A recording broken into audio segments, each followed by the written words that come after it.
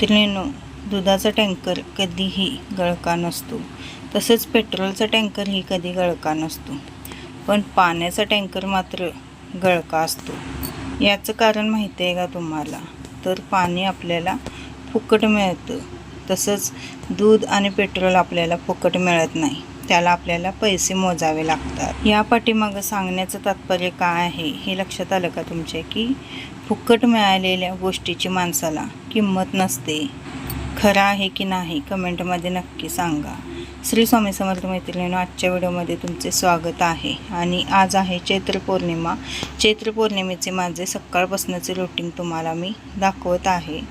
सगळ्यात आधी उठून लवकर उठलेले, सूर्याला अर्धे वगैरे दिलं, तिळ घातले पांढरे पाण्यात आणि अर्धे दिले. आज उठल्या उठल्या आंघोळ वगैरे झाल्यानंतर सूर्याला अर्धे दिलं. त्यानंतर मग सडा रांगोळी केली, घर सगळं स्वच्छ लोटून काढलं आणि मग देवांना अभिषेक आधी घातला. कारण 7-7:30 नंतर आज पौर्णिमा लागणार होती आणि उद्या सकाळी 8 वाजेपर्यंत पौर्णिमा आहे. म्हणलं उद्या सगळंच दुर्गा सप्तशतीचा पाठ पण आपल्याला करायचा होता, मग तो आणि परत आपल्याला अभिषेक वगैरे घालायचं उद्याला काय होणार नाही म्हटलं, म्हणून मी आजच अभिषेक देवांना घालून घेतला. म्हणून देवपूजा थोडीशी वेळाने केली, कारण की आज देवपूजेला आम्हाला जवळजवळ 9 वाजलेली. 7:30-8:45लाच देवपूजेला आम्ही चालू केलेलं होतं. सकाळची देवपूजा वगैरे सगळी आवरली आणि त्यानंतर आता मी स्वयंपाक बनवत आहे. हे टायमिंग होतं 12:30-1 वाजले. श्री स्वामी समर्थ मैत्रिणींनो, खूप गरम व्हायला आले सकाळपासून आणि आता पाऊस येत्याला थांबला. बाहेर वातावरण बघा, थोडा आला, थोडा पडला आणि गेला, पण भरपूर पडला असता बरं झाला असं, कारण थोडा पडला की आणि जास्तच गरम होतं. तर चला, आज आहे पौर्णिमा, सत्यनारायण पूजा करायची आहे.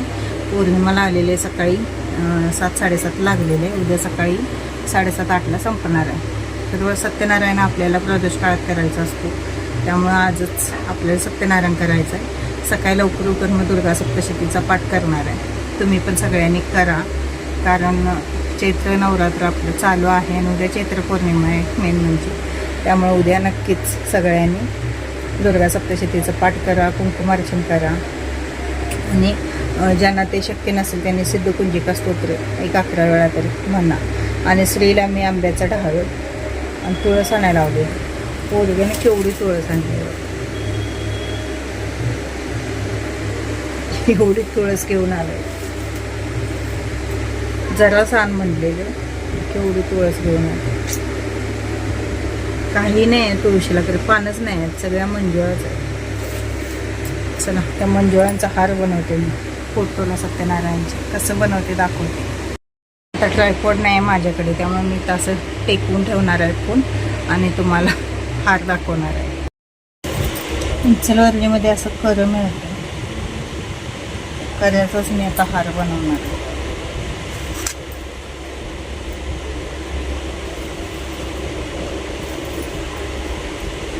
मी पण पहिल्यांदाच बनवत आहे, म्हणजे आधी केव्हा बनवाय नाही मी.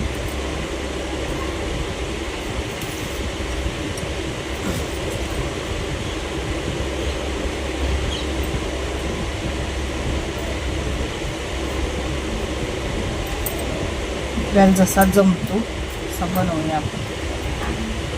आणि मंजुळाचं असं की हे काढून घेतलेलं आहे.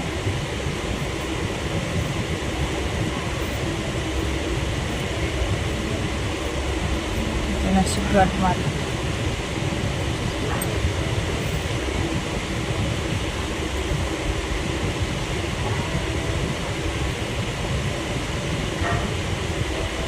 अशी गाठ तयार करायची आणि त्यामध्ये असं घालायचं.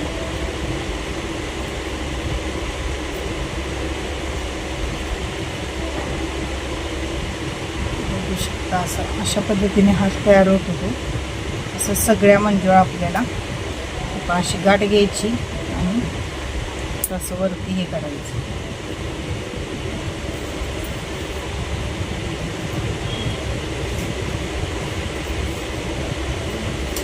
मंजुळा अशा एकसारख्या पाहिजे आणि या खूप अशा वाळलेल्या आहेत मंजुळा.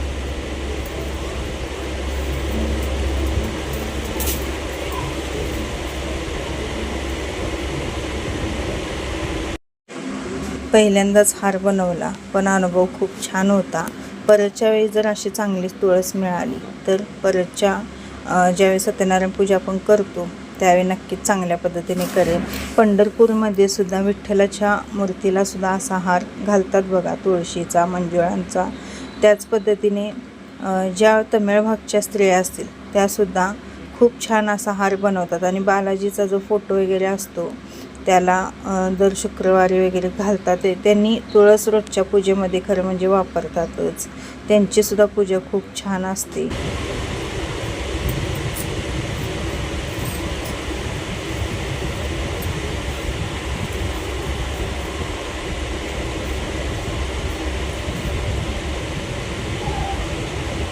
अशा पद्धतीने आपला साधाबाधा हार तयार झालेल्या फोटोला असाच आपण घालायचा. चला पूजेची तयारी करूया. प्रसाद बनवलेला आहे मी. असे तुळशीचे, मंजुळाचे हार असतात ते तमिळ भागाला खूप छान त्या स्त्रिया बनवतात आणि त्यांची पूजासुद्धा खूप छान असते. पहा असा हार आलेला आहे. स्त्रीने बघा तुळस केवढी आणते. ढग आलेलं पूर्ण गेलं. बनवलेला शिरा पूजेचा. मी आता घरात लाईट लवकर लावत नाही. का सांगते तुम्हाला, लाईट जर तुम्ही लावला तर भयंकर गरम होतं. त्यामुळे मी काय करते, लाईट लवकर लावत नाही. जेवढं म्हणजे सकाळी पण 6-6:15 म्हणजे लाईटा सगळ्या बंद करते. संध्याकाळी पण लवकर लावत नाही. पूर्ण असा अंधार पडायला आला की मग लाईट लावते. म्हणजे कसं होतं, खूप गरम होतं लाईटमुळे. आता देवघरातली तेवढीच मी लाईट लावलेली तिकडे, नंतर मी लाईटच लावत नाही. 6-6:15 झाली की मग लाईट लावते. आता शिरा बनवलेला, बाकीच्या आता तयारी करून घेते. आणि कोणती पण पूजा मांडायची असली तर पूजेची जी भांडी आहे ती स्वच्छ असली तर आपली पूजा म्हणजे खूप छान दिसते आणि आपल्यालासुद्धा खूप प्रसन्न वाटतं. म्हणून मी आधी सगळ्यात आधी कळशी घासून घेत आहे, जे आपल्याला सत्यनारायण पूजेचा कळस मांडण्यासाठी लागणार आहे. तामण वगैरे स्वच्छ आहे. परत समया पण मी घासून ठेवलेल्या होत्या, त्यामुळे त्या काय घासायला लागल्या नाहीत. पण तांब्या पण घासून ठेवलेला होता. पण कसं होतं, सारखं असं आबाळ वगैरे आले की त्याच्यावर डाग पडतात.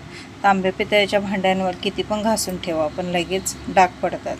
आता पितांबरीनेच मी हा तांब्या क्लीन केलेला आहे. पण स्वच्छ केल्यावर तांब्या बघू शकता तुम्ही किती छान दिसत आहे. आणि इकडं माझी पूजेची सगळी तयारी झालेली आहे. पूजेला जे साहित्य लागतं ते मी सगळं एकदमच घेऊन बसते. कारण कसं होतं बघा, आपण एकटेच असलो घरामध्ये तर मग सारखं उठावं लागत नाही. आणि हा हार आपण तयार केलेला आहे मंजुळांचा, तर किती छान फोटोला बसलेला आहे. मंजुळा थोड्याशा वाळलेल्या होत्या. अशा जर ह्याच्या हिरव्या मंजुळा असत्या तर खूप छान हार झाला असता. पण मंजुळा वाळलेल्या असल्यामुळे तो हार थोडासा म्हणजे असा ताटल्यावानी झालेला आहे. पण तरीसुद्धा एक आपली श्रद्धा आणि एक आपला भाव महत्त्वाचा. मला तो हार बघून खूप छान वाटत होतं, कारण मी सुद्धा हा पहिल्यांदाच बनवलेला आहे. आणि त्या मंजुळा आणि तुळस बघून माझ्या डोक्यात आलं की आपण हार बनवूया. लाल वस्त्र अंतरलेलं आहे मी, तर तुम्ही पांढरे वस्त्र अंतरला किंवा पिवळा अंतरला तरीसुद्धा चालेल. कलशामध्ये सुपारी, पैसा, अक्षता, हळदी कुंकू घालायचे. दुर्वा असल्या तरीसुद्धा दुर्वा तुम्ही घालू शकता. आता माझ्याकडे काही दुर्वा नाही आहेत, कारण आमच्या इथं दुर्वा वगैरे काही मिळत नाही. नशिबाने तुळस मिळाली, कारण तुळशीचा पण खूप मोठा म्हणजे तुटवडा असतो. तर आश्रीला खूपच तुळस मिळालेली आहे. त्याला मी म्हटलं एवढी कशाला आणलास, परतच्या वेळाने आपल्याला आली असती. आणि सगळी माझी आता तयारी झालेली आहे. आता देवांना म्हणजे ज्या सुपाऱ्या असतात आपल्या त्या 3 सुपाऱ्यासने आधी अभिषेक घालून घ्यायचा. त्यानंतर बाळकृष्णाची जी मूर्ती असते तिला पण अभिषेक घालायचा. तांदळाची रास केलेली आहे मी खाली कलशाच्या. तुम्ही इथं गव्हाची रास केला तरीसुद्धा चालेल. आणि पूजा सुरुवात करायच्या आधी मी दारामध्ये दिवे लावते, कारण तिन्हीसांच्या वेळेस मी पूजा करत असते. आणि आमच्या इथं आता असे महिनाभर आम्ही जे आपलं चैत्रांगण रांगोळी असते ती काढत असतो आम्ही महिनाभर. आणि तिथनं पुढं मग वर्षभर काही ती रांगोळी आम्ही काढत नाही. आता सगळ्या सुपाऱ्यांना वगैरे अभिषेक घालून झालेला आहे आणि मी आता कथा वाचणार आहे. 5 कथा आहेत त्यामध्ये, त्या वाचायच्या आणि त्यानंतर मग आपण आरती करायची. आरती करत असताना सगळ्यात आधी गणपती बाप्पांची, देवीची आणि त्यानंतर सत्यनारायण महाराजांची आरती करून मंत्रपुष्पांजली म्हणायची आहे. बाळकृष्णांना पण खूप तुळस घातलेली आहे आणि मी पूजेमध्ये लक्ष्मीची मूर्ती, परत गजलक्ष्मी यांची स्थापना करत असते. शंखसुद्धा मी पूजेमध्ये मांडत असते, कारण शंखसुद्धा विष्णूंना खूप आवडतो आणि विष्णुप्रिय आपण मानतो बघा शंखालासुद्धा. त्यामुळे मी शंखाची सुद्धा स्थापना करत असते. श्रेयंत्र काय नाही ठेवलेलं, कारण की जागाच होत नाही, खूप अडचण होते. पाटावर संध्याकाळचे वाजलेले आहेत 8 आणि आत्ता झालेलं आहे माझं सत्यनारायण वगैरे झालेलं आहे. अजून स्वयंपाक करायचा आहे. आता स्वयंपाकाला घालणार आहे. माझी पूजा वगैरे झालेली होती आणि तोपर्यंत हे आलेले दुकानातनं. यांची नाईट शिफ्ट आहे आणि आले की सगळ्यात आधी कपडे काढतात, कारण की आता आमच्या इथं खूप गरम होतं आणि तुळस वाळलेल्या असल्यामुळे थोड्याशा मंजुळा खाली पडलेल्या होत्या. त्यांना म्हटलं त्या गोळा करा, कारण पायात तुडवायला नको वाटतं. आणि या साहेबांचं चालू आहे. मी प्रसादाला पायनॅपल शिरा बनवलेला होता, तर याचं आल्याला खायचं चालू आहे. याला पायनॅपल शिरा खूप आवडतो, म्हणजे त्याला किती पण शिरा करून द्या, पण आणि म्हणतो करच मम्मी, कारण की तो फ्लेवरच त्याला खूप आवडतो आणि मलासुद्धा पायनॅपल शिरा खूप आवडतो. त्यानंतर दोघांनीही पूजेला नमस्कार केला आणि याचं कसं चालू आहे, मी शूट करत आहे म्हणून मुद्दामनं नाटकी करत आहे. खरं म्हणजे सत्यनारायण पूजा ज्यावेळी आपण करतो त्यावेळी घरातले सगळे असले की खूप चांगलं वाटतं, पण काही कारणास्तव एक एकदा हे असतात, एक एकदा नसतात. गेल्या सत्यनारायण पूजेला सगळीजण होते, स्त्री पण होता, हे पण होते, आणि या सत्यनारायण पूजेला ही दोघं पण नव्हती. सगळं झाल्यानंतर आले ते एकटीनेच मी आरती केली, कथा वाचली. एकटं असले की नको वाटतं बघा, सगळीजण जर असले तर म्हणजे छान वाटतं पूजा करायलासुद्धा आणि ऐकायलासुद्धा आणि वाचायलासुद्धा. आणि आरतीच्या वेळी तर सगळे असले तर खूप चांगलं वाटतं. आणि फायनली आपली पूजा बघू शकता. तर असं होतं माझं पौर्णिमेचं आजचं रुटीन.